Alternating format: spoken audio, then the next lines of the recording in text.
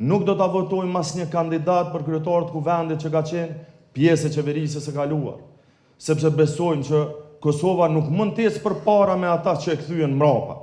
Ne nuk jemi këtu për të ndihmuar riciklimin e kapitullit më të dështuar politik të shtetit tonë.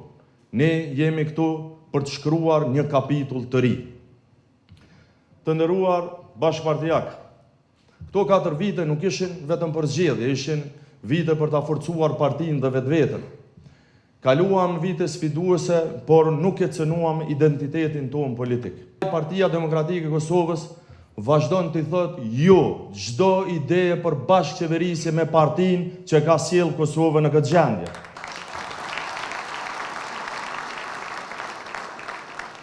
Sepse kush e solli Kosovën në gjendjen më të rëndë që nga pas lufta, duhet shkojnë në opozitë. Dua ta kërkoj besimin tuaj për ta vazhduar udhëheqjen e partisë deri në mbajtjen e zgjedhjeve të ardhshme partijake që do të shpallin vitin e ardhshëm. Por fillimisht më lejoni të ju tregoj pse dua ta bëj këtë. Sepse ky mandat mbaroi, por puna jo.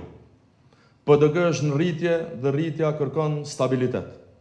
Po përgatitemi për fitore dhe fitoria kërkon unitet. Prandaj kërkojmë mbështetjen tuaj për të vazhduar si kryetari juaj edhe në sfidat që i kemi përpara. Sepse punët që na presin, fitoria në zgjedhjet lokale, udhëheqja e qeverisë së ardhshme, rimëkëmbja ekonomike, forcimi i shtetit, kthimi i Kosovës në partner serioz ndërkombëtar nuk mund të presin. Dhe ne duhet jemi ata që udhëheqin. Kauza jonë është Kosova, kauza jonë është zhvillimi, kauza jonë është e ardhmja dhe ne do ta ndërtojmë atë së bashku. Sepse kur Kosova dhe Partia Demokratike e Kosovës ecin bashkë, ka vetëm një drejtim. Përpara. E dini pse nxjerrëm rezultat më të mirë në zgjedhjet e 9 shkurtit? Sepse ne e depolarizuam shoqërinë kur tejet provuan të përçanin. Ne i bashkuam qytetarët rreth programit tonë. Në vend të retorikave boshe, ne ofruam program, zgjidhje, paga e mirëqenie më të mirë për qytetarët dhe transformim ekonomik të shtetit tonë. I lam anash dallimet e vogla për të bashkuar rreth vlerave tona dhe interesit të përgjithshëm.